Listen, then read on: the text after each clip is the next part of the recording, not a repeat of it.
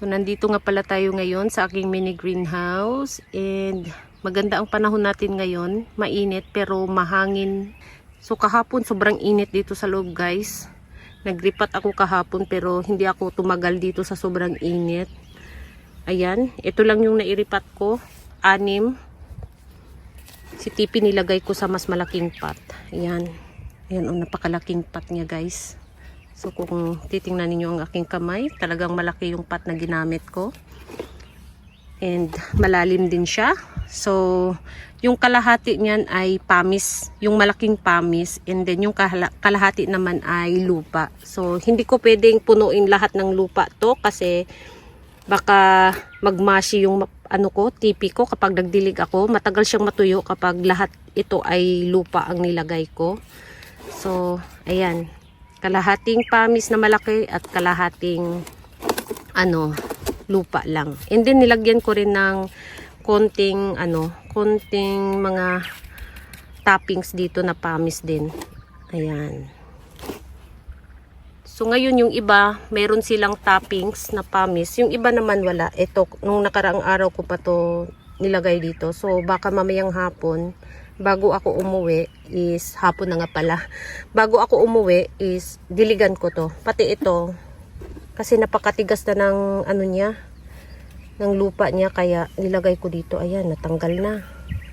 Diligan ko rin to ngayon bago ako umuwi.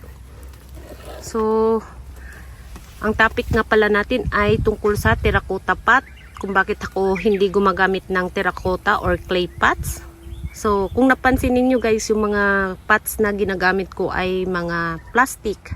Ayan. Ganitong mga pot. And meron din akong square pots na ganito. Ayan. Wala siyang butas pero meron siyang slit. And yung iba naman, ito, wala siyang slit pero yung butas. Ayan. Marami siyang butas sa ilalim. So, itong pinakabago ngayon na pinagtaniman ko kay Tipi ay ganito siya. Ayan. So, maganda sana yung medyo maliit nito. Kaya lang walang maliit nito eh. Malaki. Malaki lang ang meron. So, meron ding pabilog na, ayan, ganito. Wala siyang butas and slit lang. And meron ding ganito. Ayan. Walang butas, slit lang.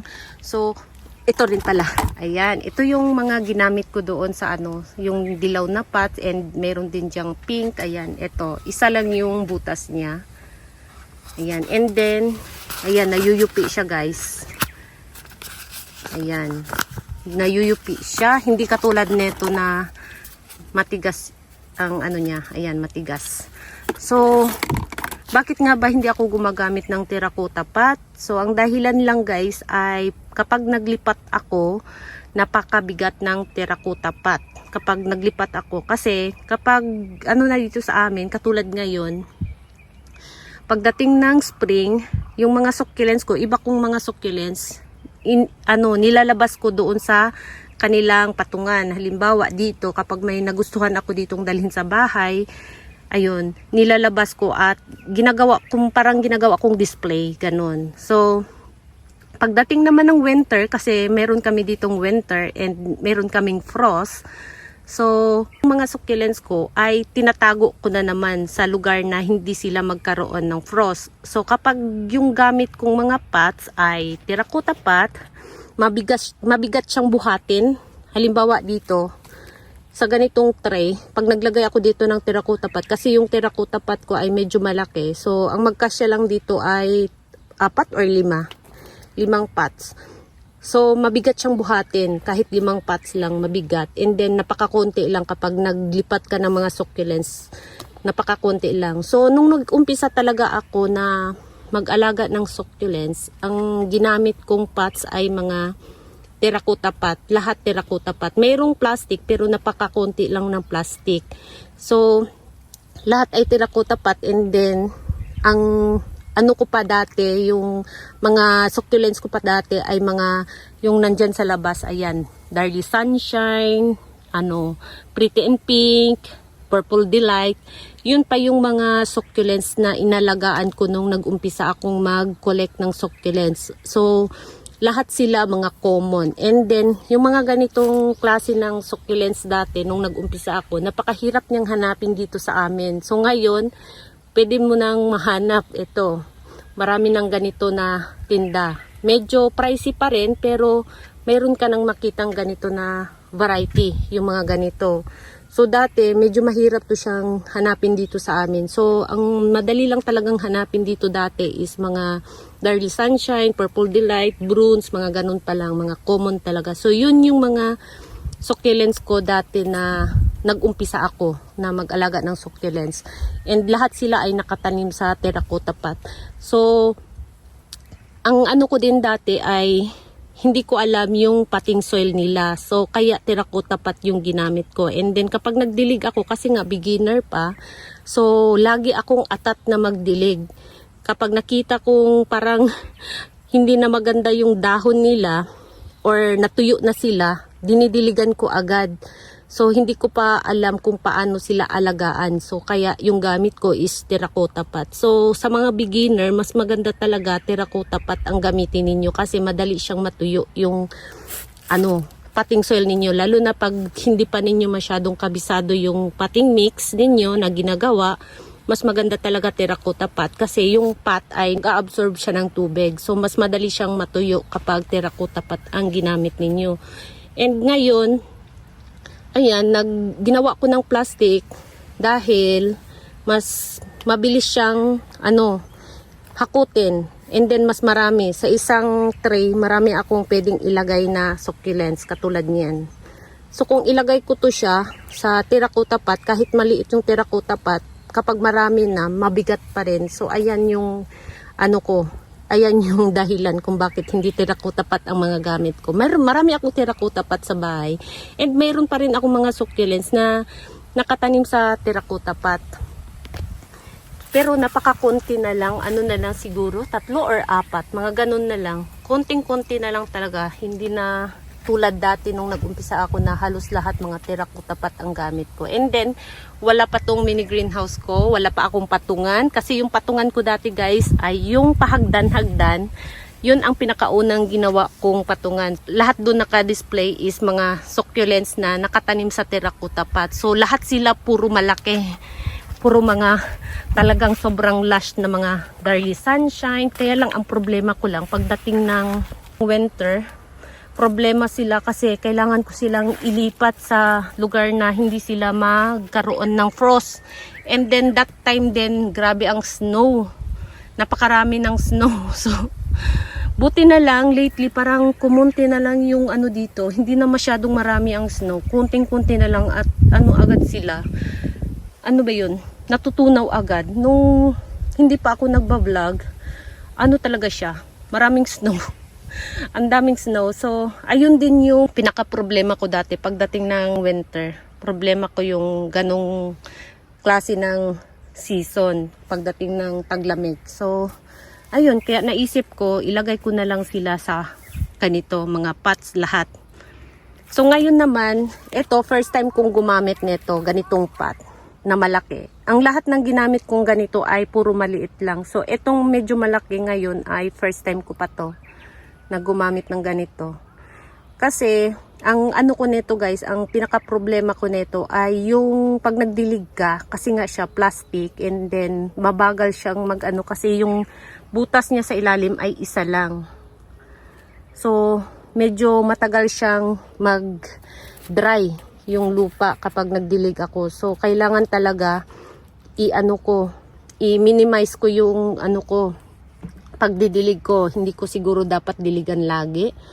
Ayan. Ito first time to. Yung ganito kalaki na pot. Yung maliit na itim. Saan na ba yun? Mayroon akong maliit na itim. Ito. Mayroon akong mas maliit pa nito. So, ito, maraming beses na akong gumamit ng ganito. Yung mga babies dito ko tinatanim. So, ngayon pa lang ay first time ko pa lang gumamit ng mas malaki na ganyan na pot. Ayan o. Ito yung kulay pink and ito naman yung kulay dilaw. Ayan. Kung titingnan ninyo, ayan o. Diba? Napakalaki ng dilaw na pot. So, ayan, i-observe ko na naman to kung ano yung ano nila dito. Yung hitsura nila or magsusurvive sila until next year. Kasi yung summer namin dito guys, napakainit and then mataas yung humidity. Kaya yun din ang isa sa problema ko kapag ganitong pot ang ginamit ko. Ayan, itong dilaw. Tapos, itong ganito kasi na pot guys, mas mabilis siyang matuyo. Itong ganito kasi, ayan marami siyang slit sa gilid and then naglabasan na yung bagong roots. Ayan, marami siyang slit. Wala siyang butas pero marami siyang ganyan sa, ayan, gilid, slit. So, mas mabilis siyang matuyo kapag ganitong pot ang ginamit ko.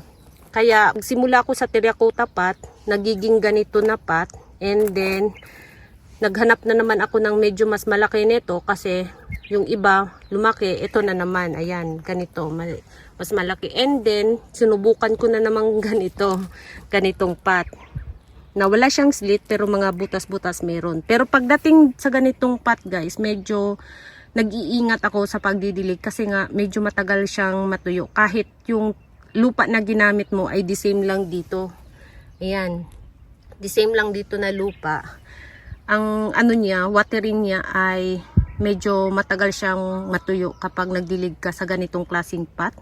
Kasi yung butas niya ay sa ilalim lang. Ayan. Hindi katulad nito na ang butas niya paikot. Ayan Ayan. Yung hangin ay nakakapasok sa loob. So mas maganda yung ganitong pot. Ayan. Tapos ngayon, ang pinaka ko ngayon, ganitong pot. Ayan. Ito naman yung gusto kong subukan. Kaya nag-iiba-iba din ako ng pot kasi yung yung tawag dito? Performance, kumbaga, ng succulents gusto kong makita. Ayan. Pero pag sila, nategi, pasensya, ganon. Diba? Kailangan talagang subukan. Mas maganda talaga subukan. Ayan. So, ayan. Experiment ko lang yan. Kung anong mangyari sa kanila pagdating ng summer. Kaya naisip ko silang ilagay sa ganyan na pots. Ayan. So, ganyan lang guys yung reason ko bakit hindi mga terracotta pot yung ginagamit ko. Kasi unang-una mabigat siya. Maganda siya kasi mabilis siyang mag-absorb ng moisture kapag nagdilig ka. Mas mabilis matuyo kaysa plastic. Pero kapag taglamig naman sa amin, ang problema ko naman yung hakutan ng mga halaman ko kung saan ko itatago. Kasi medyo malaki din yung space na kailangan mo kapag mga terracotta pots kasi di ba bilog siya, hindi siya katulad nito na square. Ayan, maraming magkasya sa isang tray. Kahit yung bilog naman na pot, ayan, hindi siya gaano kumukuha ng space. Ayan. 'Di ba? Marami pa ring pwedeng ilagay sa isang tray. So, ayun lang yung guys, yung reason talaga. Ayan. Meron akong malaki dyan. Nag-umpisa na akong magtanim ng mga succulents sa mas malaking pots. Pero yan guys, ay dito na sila forever. Ayan. Naisip ko dito na lang siguro sila. Tingnan natin kung kung dalhin ko pa yan sa bahay. Kasi kapag mabigat na yung succulents guys, medyo tamad na akong sa kanila, maglabas. Hinahayaan ko na lang sila kung saan sila banda nakalagay. So, siguro nandito na lang talaga sila. Ayan. So, yun lang guys. Thank you so much for watching. And please don't forget to subscribe and like to my channel. Sa hindi pa nakapag-subscribe, please subscribe my channel at i-click nyo na rin ang bell button para ma-update kayo pag nag-upload ako ng bagong video. And magre-repat ako ngayon ng konti saka na ako umuwi. Ayan. So, at magtatanggal din ako ng mga bulaklak. Ayan. Lagi kong tinatanggalan to ng mga bulaklak. Ayan marami na namang bulaklak dyan banda sa likod. Ayan. So, thank you so much for watching and see you on my next video. Bye bye!